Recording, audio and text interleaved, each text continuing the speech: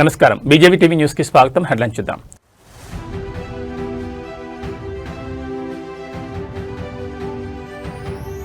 హైదరాబాద్ చందానగర్ లో భారీ అగ్ని ప్రమాదం. 5 అంతస్తుల అను ఫర్నిచర్ షోరూం పూర్తిగా దగ్ధం. కోట్లలో ఆస్తి నష్టం.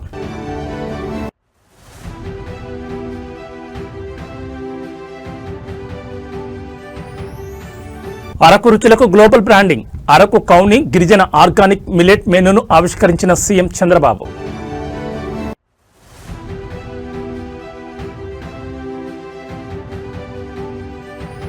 దద్దరిల్లిన దుబాయ్. ఇరాన్ దాడులతో వణికిన ఫైనాన్షియల్ హబ్. ఆకాశాన్ని అంటేలా ఎగిసిపడ్డ మంటలు.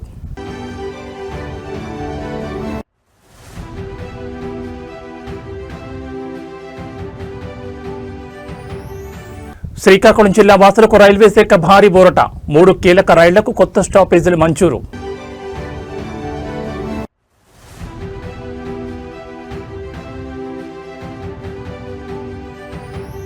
తెలుగు రాష్ట్రాల్లో వాతావరణ మార్పుల కలకలం. ఒకవైపు మండుతున్న ఎండలు, మరోవైపు అల్పపీడనంతో వర్ష సూచన. హైదరాబాద్ నగరంలో మరోసారి భారీ అగ్ని ప్రమాదం కలకలం సృష్టించింది. చందానగర్ పరిధిలోని జాతీయ రహదారి పక్కనే ఉన్న ప్రముఖ అను ఫర్నిచర్ షాప్లో ఈరోజు భారీగా మంటలు చెలరేగాయి. చూస్తుండగానే అగ్ని కిల్లలు ఆకాశాన్ని తాకుతూ 5 అంతస్తుల భవనం మొత్తాన్ని చుట్టేశాయి. ప్రమాదం జరిగిన సమయంలో షాపులో భారీగా ఫర్నిచర్ ఉండడంతో మంటలు క్షణాల్లో వ్యాపించాయి. ఈ ప్రమాదంలో 5 అంతస్తుల భవనం పూర్తిగా కాలి బూడిదైపోయింది. షాపులో ఉన్న కోట్లాది రూపాయల విలువైన ఫర్నిచర్ మంటల్లో కాలి బుగ్గైంది. మంటల ఉధృతి ఎంతలా ఉందంటే పక్కనే నిర్మాణంలో ఉన్న ఇతర బిల్డింగ్లకు కూడా మంటలు వ్యాపించాయి. స్థానికులు తీవ్ర భయాందోళనకు గురవుతున్నారు. సమాచారం అందుకున్న వెంటనే అగ్నిమాపక సిబ్బంది ఘటనా స్థలానికి చేరుకున్నారు. ప్రస్తుతం 4 ఫైర్ ఇంజన్ల సహాయంతో అధికారులు మంటలను అదుపు చేసేందుకు తీవ్రంగా ప్రయత్నిస్తున్నారు. అయితే గాలి వేగం ఎక్కువగా ఉండడం, లోపల ఫర్నిచర్ మెటీరియల్ ఉండడం వల్ల మంటలను అదుపు చేయడం కష్టతరంగా మారుతోంది. ప్రాథమిక సమాచారం ప్రకారం ఈ ప్రమాదానికి షార్ట్ సర్క్యూట్ కారణమై ఉండొచ్చని అధికారులు అంచనా వేస్తున్నారు. అయితే పూర్తిస్థాయి విచారణ తర్వాతే అసలు కారణాలు తెలుస్తాయని వెల్లడించారు. ట్రాఫిక్ పోలీసులు జాతీయ రహదారిపై వాహనాలు రాకపోకలను క్రమబద్ధీకరిస్తున్నారు. ప్రస్తుతానికి ఎవరికీ ప్రాణ నష్టం జరగలేదని సమాచారం అందుతోంది. లోపల ఎవరైనా చిక్కుకున్నారా అనే కోణంలో కూడా సహాయక చర్యలు కొనసాగుతున్నాయి.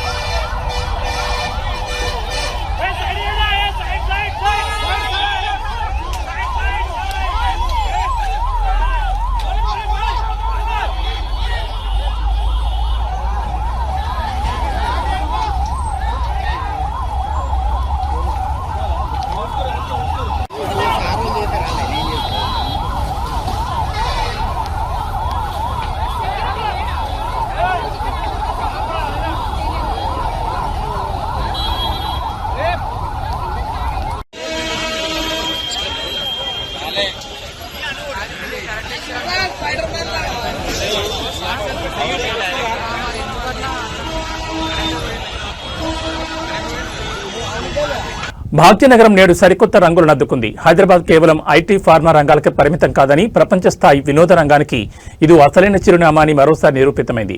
కోకాపేటలో ఈ రోజు అత్యంత ప్రతిష్టాత్మకంగా నిర్మించిన అల్లు సినిమాస్ ప్రారంభోత్సవం అట్టహాసంగా జరిగింది. ఒకే రోజు 2 అతిపెద్ద ప్రాజెక్టులు హైదరాబాద్ వేదికగా ప్రారంభం కావడం విశేషం. అటు అంతర్జాతీయ దిగ్గజం నెట్ఫ్లిక్స్ ఆఫీస్తో పాటు ఇటు అత్యాధునిక సాంకేతికతతో కూడిన అల్లు సినిమాస్ ప్రజలకు అందుబాటులోకి రావడం నగరం శరవేగంగా దూసుకుపోతుందనడానికి నిదర్శనం. ఈ సందర్భంగా మాట్లాడిన ముఖ్య నేతలు హైదరాబాద్ ప్రగతి పదంలో మరో మైలురాయిని దాటిందని హర్షం వ్యక్తం చేశారు. ప్రభుత్వం తరపున స్పష్టమైన హామీ లభించింది. ఫార్మా, ఐటీ మరియు నిర్మాణ రంగాలకు ఎంతటి ప్రాధాన్యత ఇస్తున్నామో సినీ పరిశ్రమకు కూడా అంతే సమానమైన గౌరవం, ప్రాధాన్యత ఉంటుందని ప్రభుత్వం స్పష్టం చేసింది. సినిమా ఇండస్ట్రీస్ కేవలం వినోదం మాత్రమే కాదు, వేలాది మందికి ఉపాధి కల్పించే ఒక శక్తివంతమైన రంగమని ఈ సందర్భంగా గుర్తు చేశారు. నగరానికి ఇటువంటి ప్రపంచ స్థాయి మౌలిక సదుపాయాలను అందించిన అల్లు కుటుంబంపై ప్రశంసల జల్లు కురిసింది. అత్యంత ప్రతిష్టాత్మకంగా పక్కా ప్రణాళికతో అల్లు సినిమాస్ నిర్మించిన వారి కృషిని ప్రభుత్వం కొనియాడింది. సినీ ప్రియులకు ఇది ఒక సరికొత్త అనుభూతిని ఇస్తుందనడంలో సందేహం లేదు. మొత్తానికి ఒకవైపు అంతర్జాతీయ సంస్థల పెట్టుబడులు, మరోవైపు స్థానిక సినీ దిగ్గజాల ప్రాజెక్టులతో హైదరాబాద్ రియల్ ఎస్టేట్ మరియు వినోద రంగం కళకళలాడుతోంది.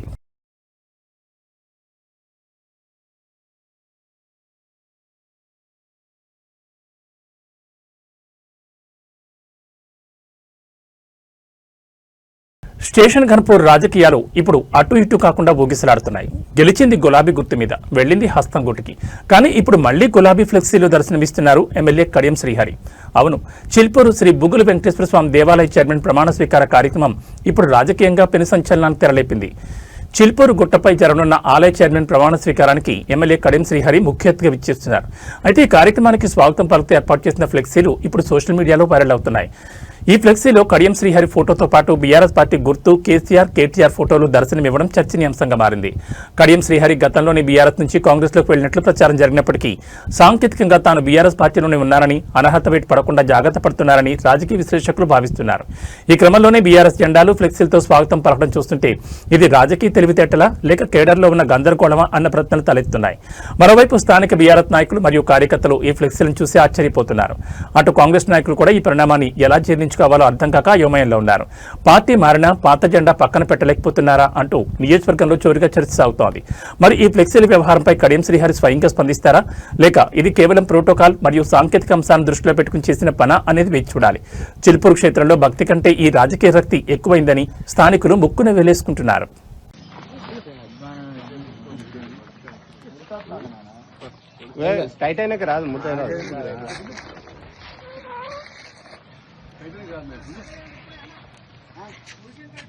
ఎమ్మెల్యే కడియం శ్రీహరి గారికి, TRS party MLA Kadiyam Srihari గారికి, TRS party MLA Kadiyam Srihari గారికి.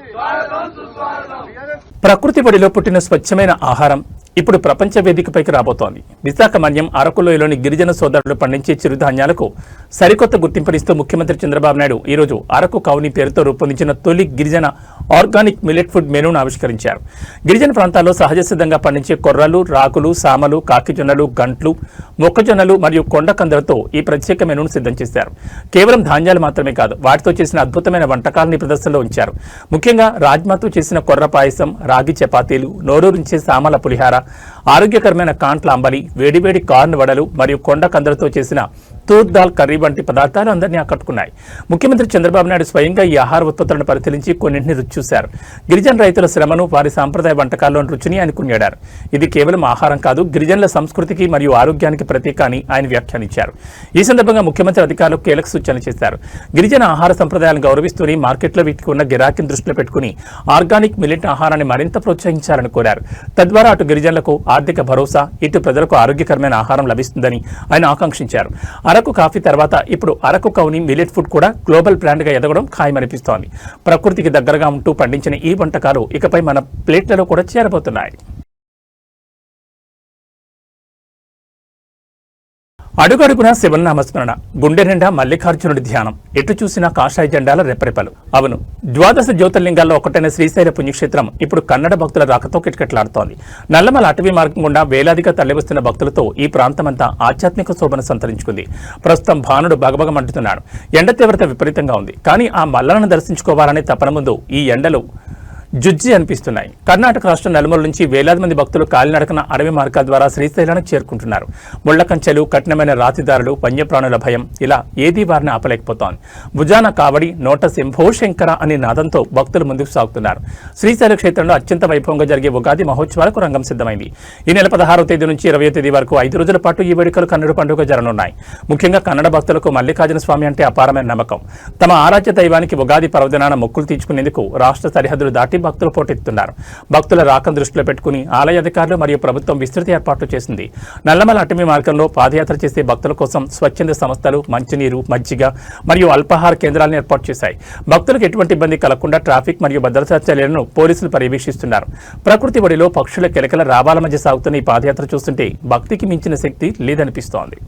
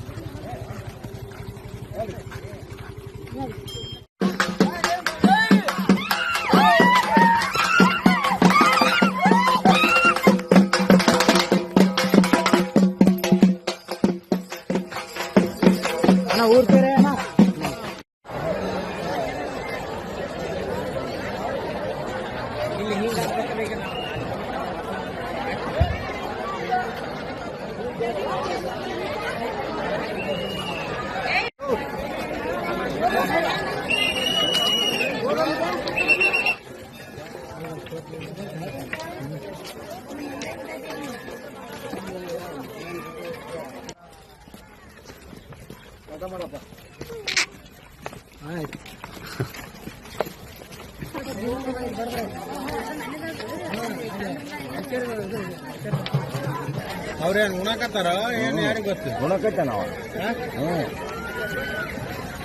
ನಾನು ಉಂಡು ಮುಂದೆ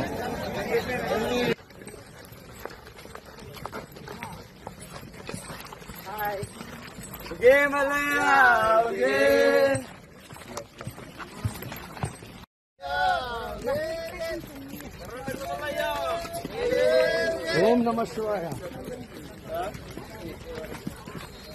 సూపర్.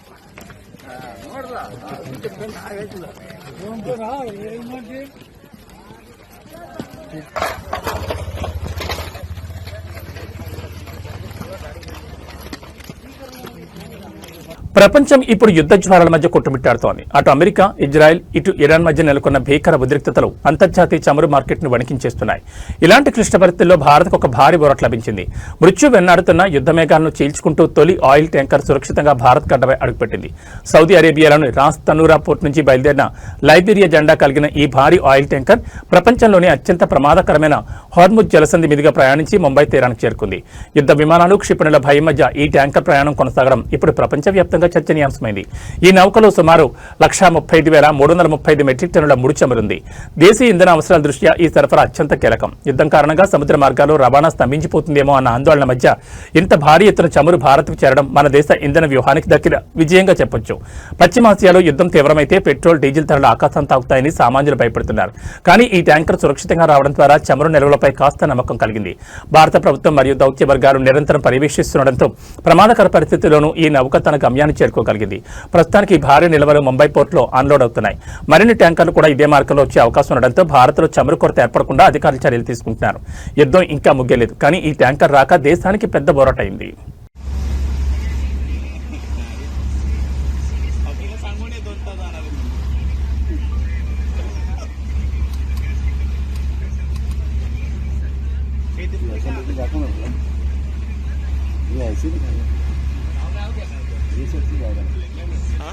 मधल्या काळामध्ये जी काही युद्धजन्य परिस्थिती निर्माण झालेली होती त्यावेळेस जहाज सुरक्षित ठेवणं, जहाजाला सुरक्षितपणे जहाजामध्ये असणारं तेल हे भारतामध्ये जे काही निर्यात आयात केलेलं आहे ते